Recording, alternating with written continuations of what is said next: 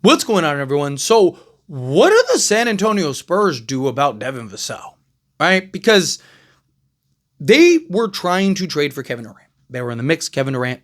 They offered Devin Vassell in that trade for Kevin Durant. Right? Kevin Durant ends up getting traded to the Houston Rockets. And so now it's like, well, what do you do with Devin Vassell? Right? Like, are you playing him at the 3? Okay, sure. But he's best as a 2, right? With his size and height and stuff like that. Maybe you're playing Castle at the 3, which, okay, sure, that I like that a little better, but even then, he's probably best as a 2.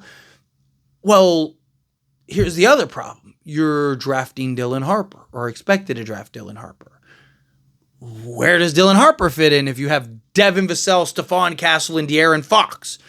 Right? Like, yeah, he could be the backup point guard, but there's going to be time. Like, how many minutes is he going to get to play? Right? Like this is an issue, right? In my opinion, to an extent. Now, it's not a bad issue to have. It's not like, oh no, what do the Spurs do? Like, it's not Chicken Little, the sky is falling, but and you're probably going to have to get some of these guys minutes at the 3.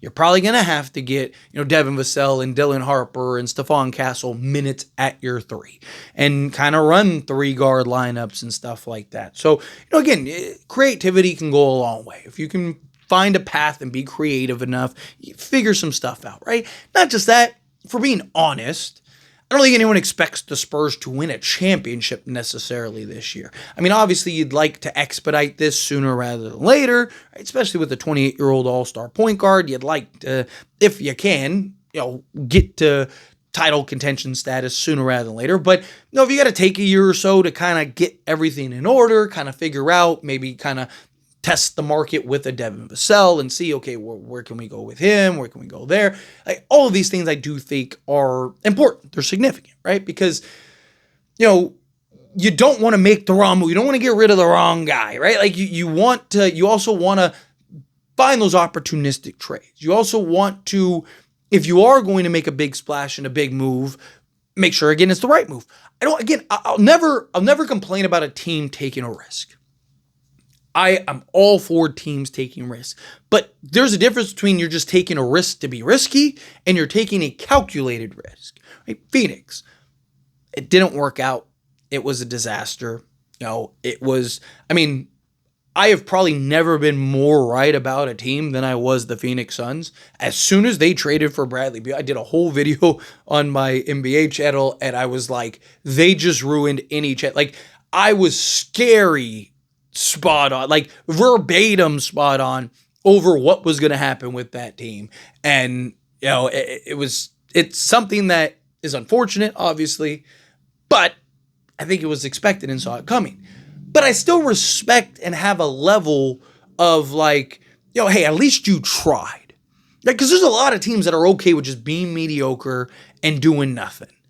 But at least you made the attempt to do something, which is more than many other teams. So I have no problem with the Spurs trying to take a calculated risk. If it's calculated, Bradley Beal was not a calculated risk. Bradley Beal was, hey, let's just do something that is a sexy move, essentially. Name on the back of the jersey type thing, right? I don't want to see anything with that. So again, I'm fine with you kind of spending some time evaluating these guys, looking maybe closer to the trade deadline, whatever, however you want to approach this. But I do think at some point, you're going to have to look to move Devin Vassell, because I just think Devin Vassell is the odd man out. And it's unfortunate because he was a guy that you looked at and were like, that's going to be the guy.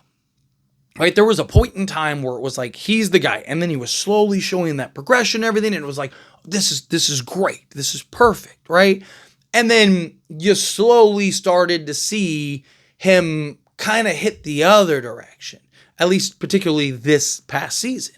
And it sucked. It was unfortunate because, you try to give him a pass. You try to give him excuse, right? It's like he was hurt to start the season. So like, give him some time. And then it's like, okay, well, 10 games have passed, 15 games have passed, 20 games have passed. And then, De'Aaron Fox ends up going out and, Victor Wembanyama ends up going out. It's like, okay, here's his time to prove. Maybe it's just, and he just didn't have it again. He was just inconsistent and all over. It was frustrating from a standpoint of like, this was supposed to be the guy. He was supposed to be our 2. De'Aaron Fox Devin Vassell. Those are our guys. Stephon Castle, hey, buddy, we love you. You're the guy that's going to have to slide over to the 3 because Vassell is too good to pass up at the 2. And now it's like, we need to get rid of him. And look, maybe it was just a down year. Maybe it was just a bad year for him. That's possible. Teams have that.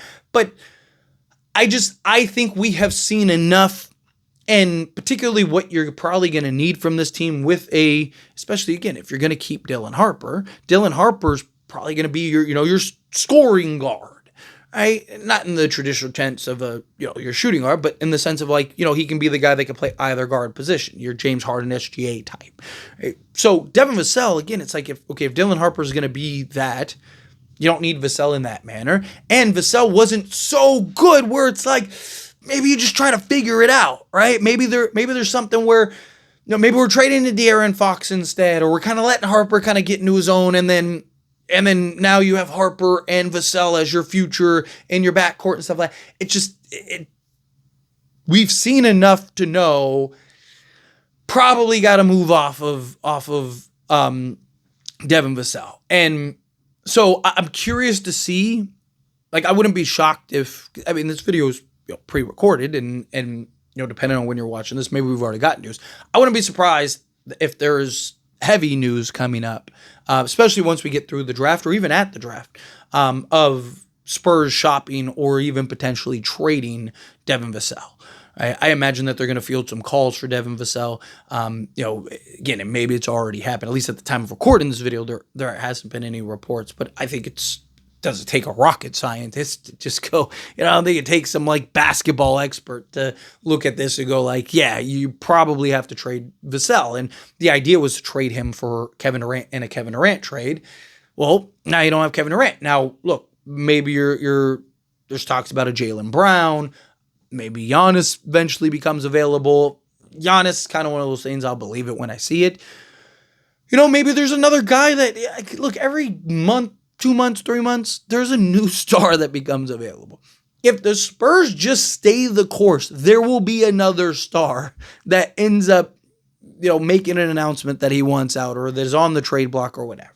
Right? And it might even be a star that makes even more sense and maybe fits the team better and whatever. Who knows what tomorrow will bring? Yes, of course, one in the hand is worth two in the bush, but sometimes it's worth to explore what's in the bush, especially if the one in your hand is, something that you could do without, right? So to me, I look at this and again, find those opportunistic trades and those opportunistic moments, right? You don't have to rush anything. You don't have to jump the gun here in any way, right? Just let things naturally develop, but, make it be known, hey, we're shopping Devin Vassell.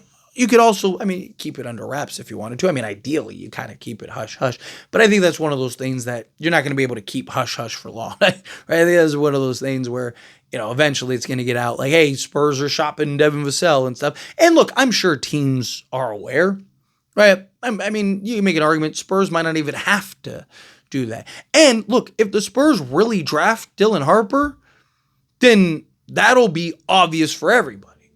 Right now, if they end up taking somebody else or trading back or whatever, which could change things, maybe now it's hey, we don't have Kevin Durant anymore, right? So, there are those questions that we'll see kind of how they play out and develop. But, I think Devin Vassell is the odd man. I think Devin Vassell is going into being traded sooner rather than later. Kind of feels like one of those things that it's a matter of when, not if, right? But as always, this is a discussion, pass question to you. Let me know your thoughts and opinions down in the comments. That being said, if you haven't liked this video, hit that like button. Helps me a lot. So we enjoy these types of videos. Truly appreciate it. Not subscribe to the channel, hit that subscribe button. Turn on the bell notifications. Appreciate y'all. See you in the next one.